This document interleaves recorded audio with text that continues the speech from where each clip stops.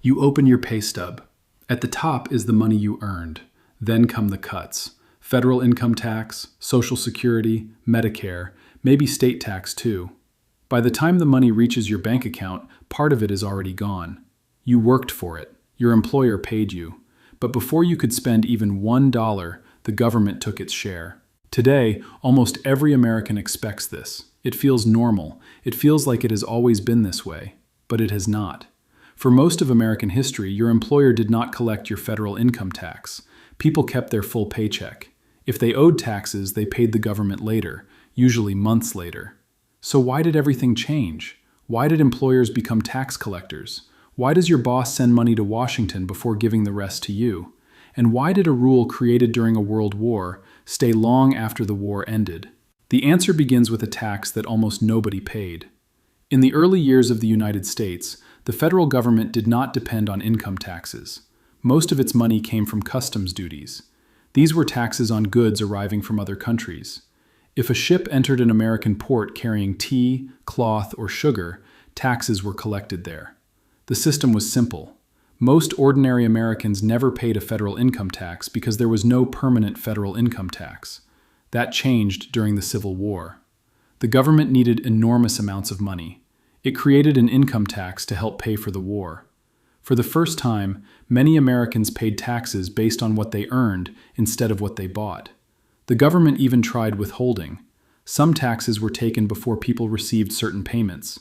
But after the war ended, the income tax disappeared. So did withholding. America returned to relying mainly on tariffs and other taxes. For decades, there was no permanent federal income tax. Then another change arrived.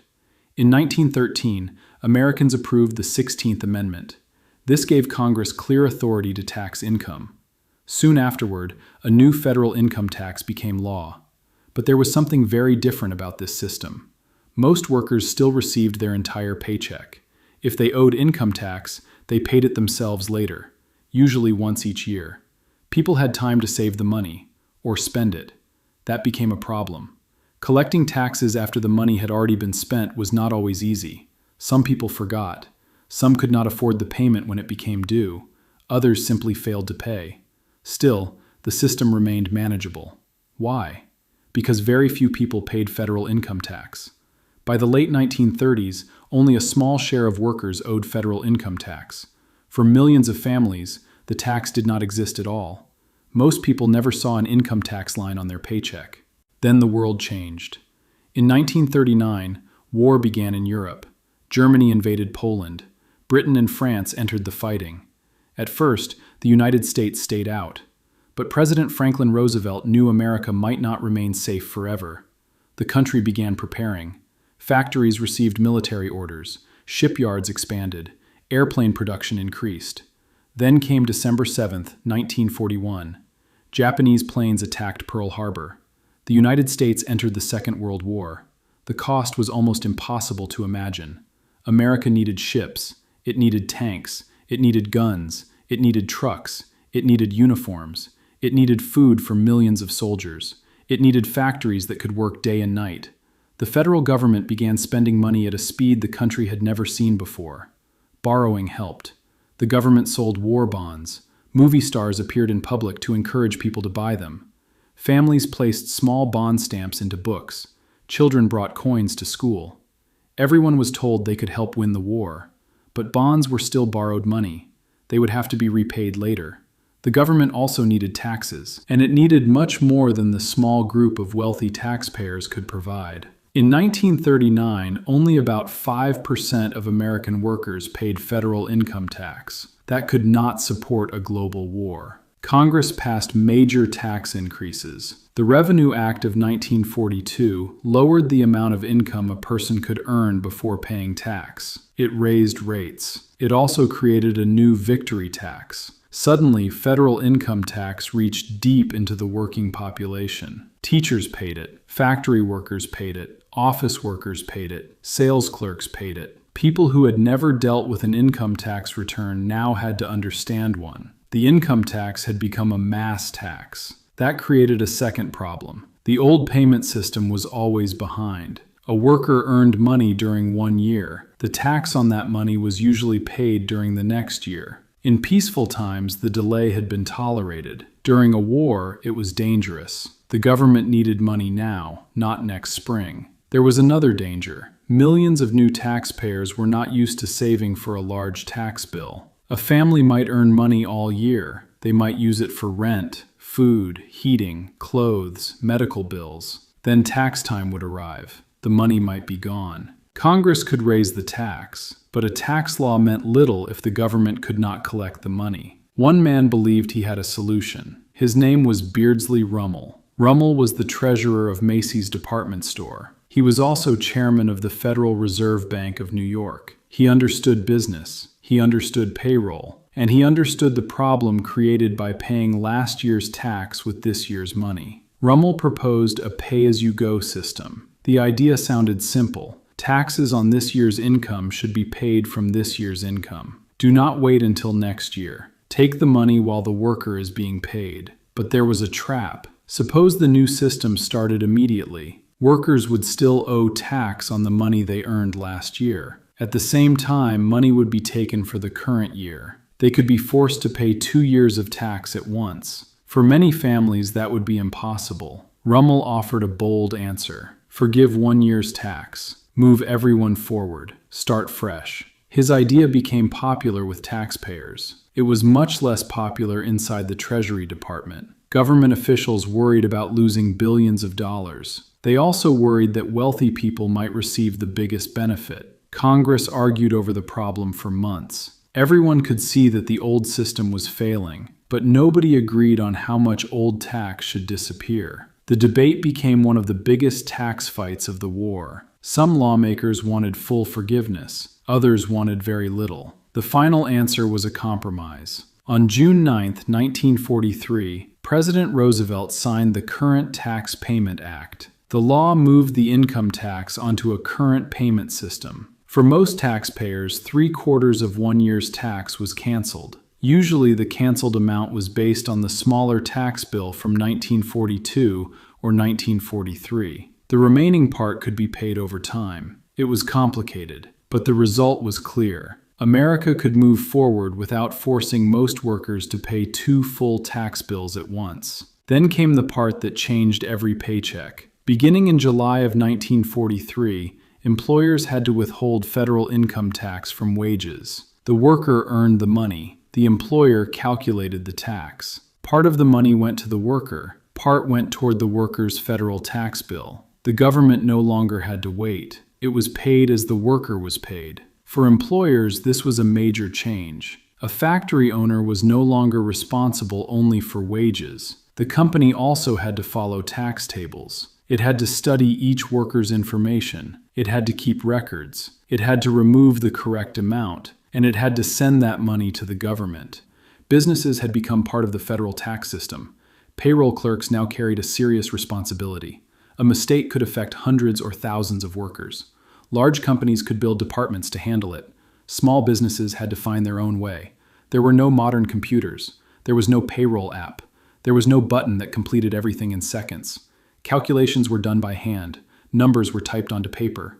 Records were stored in cabinets. Every payday created more work. But the system achieved exactly what the government needed. Tax money arrived steadily, week after week, month after month. The Treasury no longer depended mainly on one painful payment season. The war received a constant stream of cash, and workers were less likely to face a huge unpaid bill later. The government had another challenge. It had to convince ordinary Americans to accept the new system. Taxes had once been something paid mainly by the wealthy. Now millions of workers were being asked to contribute. The government presented tax payment as part of the war effort. Paying taxes was described as patriotic. The message was clear. Soldiers were fighting overseas. Workers were building weapons at home. Taxpayers were helping pay for both. Posters, radio messages, newspapers, and films explained the new duty. Even Donald Duck was used to teach Americans about income tax. The government wanted people to see the tax as a shared national sacrifice. But the most important part of the new system was almost invisible. The worker did not need to write a check every week. The employer handled it. The money disappeared before the worker could spend it. That made collection easier. It also changed how the tax felt. Imagine two workers who each pay the same amount. The first worker receives all the money. Months later, that worker writes one large check to the government. The second worker never receives the tax money. A small amount disappears from every paycheck. On paper, both workers pay the same. In the mind, the experience is very different. The large check hurts all at once. Withholding spreads the pain across the year. Each deduction feels smaller. After a while, workers begin thinking only about take-home pay. That is the amount left after taxes. The larger amount becomes almost theoretical. You see it on the paper, but you never hold it. Critics understood this immediately. They argued that withholding could make taxes less visible. People might pay more without feeling the full cost. Supporters answered that the system was practical. It prevented surprise bills, it improved collection, and it allowed the government to operate without waiting months for revenue. Both sides were right about something. Withholding made tax payment easier.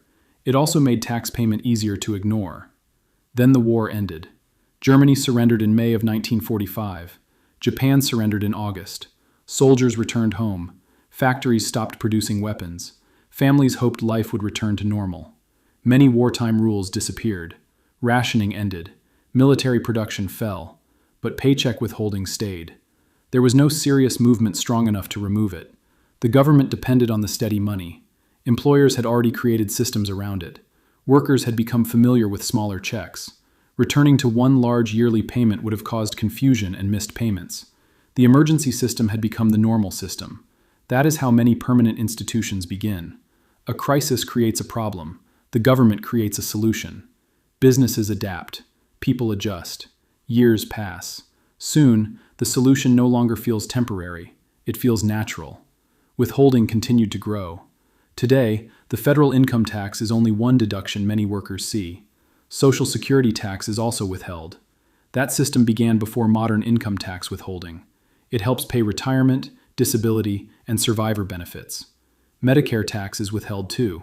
It helps fund health coverage for older Americans and certain other people. Some states and cities also take income tax from paychecks. There may be deductions for health insurance, retirement plans, union dues, or other benefits. That is why the number at the top of a paycheck can look very different from the money that reaches the bank. The first number is gross pay. That is what the worker earned before deductions. The final number is net pay. That is what the worker actually receives. Between those two numbers is a story. Part of that story begins with a form called the W-4. A worker usually completes it when starting a job. The form helps the employer estimate how much federal income tax to withhold. The estimate depends on the worker's situation. Income matters. Other jobs can matter. Family circumstances can matter. The amount is not the final tax bill. It is only money collected in advance. At the end of the year, the taxpayer files a return. The return compares two numbers: how much tax was actually owed and how much had already been paid. If too much was withheld, the taxpayer may receive a refund. That refund can feel like a gift. It is not free money. It is usually the return of money that was taken beyond the final tax bill. The taxpayer gave the government too much during the year. The government sends the extra amount back. If too little was withheld, the taxpayer may owe more. That can happen after a raise, a second job, self-employment income, or incorrect information on the W-4. The system is designed to get close. It does not always get the number exactly right.